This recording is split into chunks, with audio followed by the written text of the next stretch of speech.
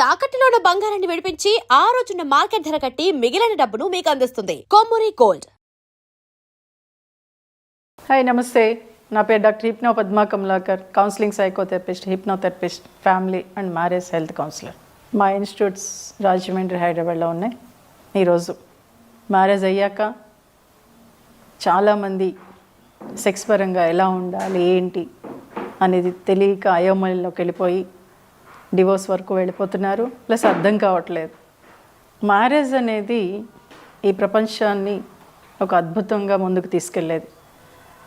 దాన్ని మనం ఇబ్బంది పెట్టే విధంగా ముందుకెళ్తున్నాం. కానీ మ్యారేజ్ అయ్యాక ఒక వైఫ్ అండ్ హస్బెండ్ ఎలా ఉండాలి ఏంటి అనేది వాళ్ళు తెలుసుకోవాలంటే ఫస్ట్ తల్లిదండ్రులు పెళ్ళి అయిన తర్వాత వాళ్ళిద్దరినీ ఒక 1 year వదిలేసేయండి. మీరు మధ్యలో దూరి నువ్వు అలా ఉండు ఇలా ఉండు అనే అమ్మాయికి అటు అబ్బాయికి చెప్పేయడంతో వాళ్ళు ఎలా ఉండాలో అర్థం కాక అయోమయంలోకి వెళ్ళిపోయి గొడవలు పెట్టుకుంటున్నారు. కాబట్టి ఒక 1 or 2 years వరకు తల్లిదండ్రులు వాళ్ళిద్దరిని ఫ్రీగా వదిలేస్తే వాళ్ళు నేర్చుకుంటారు. ఏ గొడవ వచ్చినా ఏమొచ్చినా వాళ్ళకి వాళ్ళు తీర్చుకుంటారు. వాళ్ళు ఏం చిన్నపిల్లలు కాదు. వాళ్ళు జాబ్ చేస్తున్నారు, సంపాదిస్తున్నారు, వాళ్ళకి ఒక స్టేజ్ వచ్చేసింది. బట్ ఇక్కడ తల్లిదండ్రులుగా మీరు ఇన్వాల్వ్ అవ్వద్దు. అలాగే ఒక వైఫ్ అండ్ హస్బెండ్గా మీరు పెళ్లి చేసుకున్నారు కదా, మీరు సినిమాలు చూస్తూ ఉంటారు కదా, ఒక వైఫ్ ఎలా ఉండాలి, ఓకే అమ్మా నాన్నలు చెప్పలేదు అంటే సినిమాలు చూస్తున్న క్రమంలో ఎలా ఉంటే బాగుంటుంది, ఎలా ఉంటే భర్త అర్థం చేసుకుంటాడు, భార్య అర్థం చేసుకుంటుంది అనేది మీకు మీరుగా తెలుసుకోండి. ఎప్పుడైతే మీకు మీరుగా తెలుసుకున్నారో ఒక భార్యతో మీరు చక్కగా మాట్లాడగలుగుతారు. కొన్ని భయాలు ఉంటాయండి. ఎందుకంటే మన సంస్కృతి, భారతదేశ సంస్కృతి ఆడపిల్ల ఇలా ఉండాలి అలా ఉండాలని చెప్పడంతో భర్త దగ్గరికి వచ్చేటప్పటికి కాస్త భయపడుతుంది. అరే భర్తతో ఏమన్నా అంటే ఏమనుకుంటాడో, లేకపోతే ముందే ఎక్స్పీరియన్స్ ఉందా అని అడిగేస్తాడేమనే భయంతో ఎక్కువగా మీతో ఫ్రీగా ఉండలేదు. కానీ ఒకటి చెప్పనా, ఒక భర్తగా మీకు తెలిసిన దానికన్నా భార్యకి చాలా తెలుసండి. ఇంతకుముందు చాలామంది అనేవారు, స్వాతి వీక్లీ రాగానే ముందే ఆడవాళ్ళే చదివేస్తారు సమరం గారిది అని అనేవారు. కాబట్టి ఏంటి, తను కొద్దిగా తెలుసుకున్నా ఎక్కువగా దాని గురించి థింక్ చేయగలుగుతుంది, 10 మందిని అడగగలుగుతుంది. సో కాబట్టి ఆ ఆలోచన తనలో ఉంటుంది. కాబట్టి ఏదున్నా మీరు లవ్లీగా మాట్లాడుతున్నారా లేదా. ఎందుకంటే 10 మందిని వదిలేసి మీ ఇంటికి వస్తుంది ఒక అమ్మాయి. మీరు ఎవరిని వదలరు, మీ తల్లిదండ్రులతో ఉంటారు, మీ అక్క చెల్లెలతో ఉంటారు అన్నది. సో కాబట్టి మీరు తనతో ఫ్రీగా మాట్లాడడానికి ట్రై చేయండి. ఇక్కడ ఎలా ఉంటుందంటే మా అమ్మలా ఉండు, మా అక్కలా ఉండు అని పోల్చకండి. అలాగే నువ్వు అలా బయట వాళ్ళు చూడు ఎంత అందంగా ఉన్నారో, బయట వాళ్ళు చూడు ఎలా శారీ కట్టుకుంటున్నారో, వాళ్ళు ఎంత అద్భుతంగా ఉన్నారనేది కూడా దయచేసి అనద్దు. మీరు ఇష్టపడే కదా అమ్మాయిని చేసుకున్నారు. సో కాబట్టి తనని తనలాగే ఉండనివ్వండి. అమ్మలా కూరలు చేయలేదు, నాన్న అక్కలా చేయలేదు అని కూడా అనద్దు. ఎందుకంటే తనకు వచ్చింది, తను 25 years వాళ్ళ ఇంట్లో నేర్చుకొని వచ్చిన అమ్మాయి ఒకేసారి ఎలా మారిపోతుంది. అలాగే ఒక భార్య భర్తని మా నాన్నలా ఉండు, మా నాన్నలా మాట్లాడు అని అనద్దు. తను ఎలా మాట్లాడుతున్నాడు అనేది ముందు అబ్జర్వ్ చేసుకోండి. మీరు ఎదురుగా కూర్చొని లవ్లీగానే మాట్లాడుకోవడానికే ట్రై చేయండి. కానీ చాలామంది ఈ మధ్య నేను అబ్జర్వ్ చేసింది, ఇగో మా అమ్మ నువ్వు అలా అన్నావు, లేకపోతే పెళ్ళిలో అలా అన్నావు, ఇలా ఉన్నావు, ఈ విషయాలు వచ్చేస్తున్నాయి. అవి అవసరమా? అవి మీకు తిండి పెడుతున్నాయా? అవి మిమ్మల్ని హ్యాపీగా ఉండేలా చేస్తున్నాయా? లేదు కదా. సో కాబట్టి మీరు లవ్లీగా మాట్లాడుకోవడానికి ట్రై చేయండి. భర్త ఆఫీస్ నుంచి రాగానే భారీ భుజం తడుతూ తిన్నావా, లేకపోతే కాఫీ తాగుదామా అని లవ్లీగా అడగండి. లవ్లీగా మాట్లాడడానికి ట్రై చేయండి. అదే బయట ఆడదాంతో ఎంత అద్భుతంగా మాట్లాడేస్తారండి. అసలు ఎక్కడ లేని కబుర్లు వచ్చేస్తాయి. ఇక్కడ మీ వ్యక్తితనం, మీ సొంతం. సో కాబట్టి ఒక భర్త కానీ భార్య కానీ మీ భర్తతో మాట్లాడేటప్పుడు లేకపోతే మీ భార్యతో మాట్లాడేటప్పుడు వాళ్ళు హ్యాపీగా మనం మాట్లాడే మాటను రిసీవ్ చేసుకుంటున్నారు లేదా అబ్జర్వ్ చేస్తూ మాట్లాడండి. అలాగే మీకు ఇంకా కోపంగా ఉంది, చాలా అనీజీగా ఉందనుకున్నప్పుడు చక్కగా భర్త పక్కన భార్య పక్కన కూర్చొని చేయి పట్టుకొని కాసేపు అలా ప్లెజెంట్గా ఉండిపోండి. అలాగే మీకు కోపంగా ఉన్నప్పుడు హ్యాపీగా పడుకోండి. మార్నింగ్ లేచినప్పుడు ఇద్దరు కలిసి రావే కాసేపు బయటికి వెళ్దాం, పని ఉందని అని భార్య అందనుకోండి, సర్లే నేను నీకు హెల్ప్ చేస్తాలే అని చెప్పండి.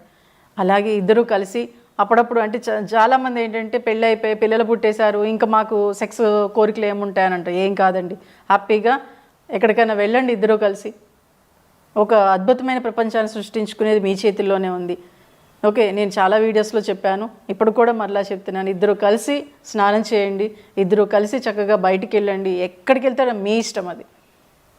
ఓకే, ఎప్పుడైతే కలిసి స్నానం చేశారో ఆ వాటర్ అలా మీలో పడుతూ ఉన్నాయో మీ ఇద్దరి మధ్యన అటాచ్మెంట్ అనేది మరింత అద్భుతంగా ఉంటుంది.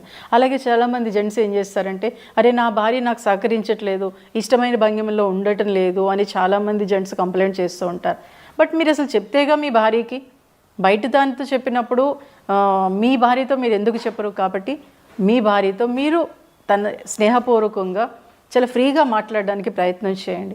ఎప్పుడైతే అలా ప్రయత్నం చేశారో తను కూడా ఇష్టపడచ్చు. అంటే కొన్ని భంగిమలు భార్య ఇష్టపడకపోవచ్చు, అప్పుడు మీరు స్మూత్గా సున్నితంగా చెప్తే తను కూడా యాక్సెప్ట్ చేస్తుంది.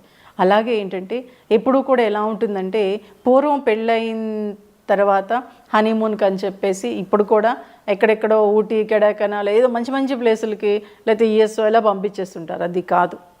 చక్కగా గుళ్ళకు వెళ్ళండి, పురాతనమైన గుళ్ళకు వెళ్ళండి. ఒక వైఫ్ అండ్ హస్బెండ్ ఎలా ఉండాలో భంగిములతో సహా గుళ్ళ చుట్టూ అవి చిక్కు ఉంటాయి. ఎప్పుడైతే ఆ గుడులకు వెళ్ళారో ఒక భార్యాభర్త అవి చూస్తూ ఉంటారో వాళ్ళ కోరికలు అనేవి పెరుగుతూ ఉంటాయి. ఎప్పుడైతే కోరికలు పెరిగాయో అప్పుడు వీళ్ళిద్దరు అటాచ్మెంట్ మరింత అద్భుతంగా ఉంటుంది. ఎందుకంటే ఈ ప్రపంచంలో అన్నిటికన్నా చక్కటి టానిక్ ఏంటంటే వైఫ్ అండ్ హస్బెండ్ రిలేషన్లో సెక్సే. దాన్ని మనం మర్చిపోతున్నాం. ఇప్పుడు ఈ మధ్య నేను పెళ్ళైన వాళ్ళు కూడా 3 monthsకో 4 monthsకో లేదా 6 monthsకో కలుస్తున్నారు. అది కాదు. పెళ్ళైన కొత్తలో చక్కగా రోజు కలుస్తూ ఉంటేనే మీ ఇద్దరి మధ్యన అటాచ్మెంట్ మరింత బాగా పెరుగుతుంది. అలాగే తర్వాత క్రమంలో అరే ఇప్పుడు ఒకరోజు కలిసినా హ్యాపీగా ఉండాలంటే మీరు మాట్లాడుకునే విధానం, మీ కమ్యూనికేషన్ ఎంత లవ్లీగా ఉంటే మీ లైఫ్ కూడా అంత లవ్లీహుడ్గా ఉంటుంది. సో కాబట్టి మీరు చేసే ప్రతి పనిలోనూ తన భార్యని మీద ఎప్పుడు లేదా భర్త మీద ఎప్పుడూ కంప్లైంట్స్ కాదండి. కంప్లైంట్స్ 2 ఉంటే మంచి 8 ఉంటాయి. ఆ 8ని మీరు మర్చిపోతున్నారు. సో వాటిని బయటకు తీయండి. మీరు ఇష్టపడే కదా పెళ్లి చేసుకున్నట్టే తనలో ఎన్నో మంచి విషయాలు ఉండబట్టే కదా మీరు మీ భర్తని కానీ మీ భార్యని కానీ మీరు చేసుకున్నారు. అంటే ఆ మంచిని మీరు ఎప్పుడైతే అప్పుడప్పుడు నువ్వు ఆ రోజు భలే ఉన్నావే, ఆ రోజు చాలా బాగున్నావు, ఆ శారీలో చాలా బాగున్నావు, లేకపోతే అక్కడికి వెళ్ళినప్పుడు ఎంతో బాగున్నావు, అలా భర్తని పొగడండి, భార్యని పొగడండి. ఎప్పుడైతే చిన్న ఆ మాట, ఆ చిన్న టచ్లు మిమ్మల్ని మరింత హ్యాపీగా ఉండేలా చేస్తాయి. అలాగే ఏంటంటే పడక గదిలోకి వెళ్ళినప్పుడు బయట సమస్యలన్నీ వదిలేసేయండి.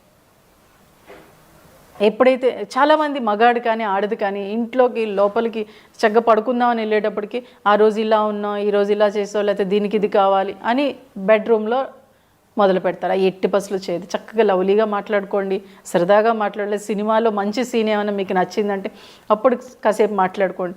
అలా మాట్లాడుకుంటూనే మీరు మీ పనిలోకి వెళ్ళినప్పుడు హ్యాపీగా లైఫ్ని ఎంజాయ్ చేయగలుగుతారు. బట్ ఎప్పుడూ కూడా ఎలా ఉంటుందంటే సమస్యలని ఎప్పుడు వస్తూ ఉంటే భార్యాభర్తల మధ్యన కూడా సమస్యలు వస్తాయి. బట్ సమస్యలు వచ్చినప్పుడు ఎప్పుడు కూడా భార్య అంటే చాలామంది భార్యలు ఏం చేస్తూ ఉంటారంటే కొంతమంది ఏంటంటే భర్తకి దూరంగా ఉంటారు, లేదా పుట్టింటికి వెళ్ళిపోతూ ఉంటారు. కొన్ని సంవత్సరాలు కూడా దూరంగా ఉంటారు, కొన్ని నెలలు పుట్టింటికి వెళ్ళిపోతారు. అది ఎట్టి పసులు చేయదు. గొడవ పెట్టుకున్న కాసేపటికే మాట్లాడేయండి. ఆ గొడవ పెట్టుకున్న నైటే ఫిజికల్ రిలేషన్ ఉండేలా చూసుకోండి. ఎప్పుడైతే అవన్నీ చేశారో ఈ సమస్యలన్నీ పటాపంచలు వెళ్ళిపోతాయి. బట్ మహిళ మీరు ఆలోచించండి, ఒక సమస్య వచ్చినప్పుడు ధైర్యంగా ఎదుర్కొని ధైర్యంగా సాల్వ్ చేసే కెపాసిటీ మహిళకు ఉంటుంది. సో కాబట్టి మీ ఫ్యామిలీలో మీ వైఫ్ అండ్ హస్బెండ్ మధ్యన సమస్యలు ఏమైనా వస్తే మీకు మీరుగా సాల్వ్ చేసుకోండి. థర్డ్ పర్సన్ ఎంటర్ అవ్వకండి.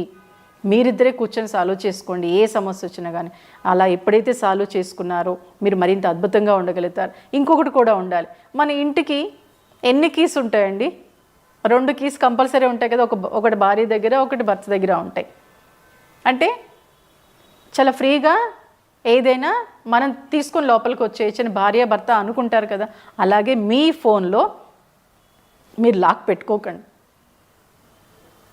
ఎందుకు లాక్ పెట్టుకోవాలి?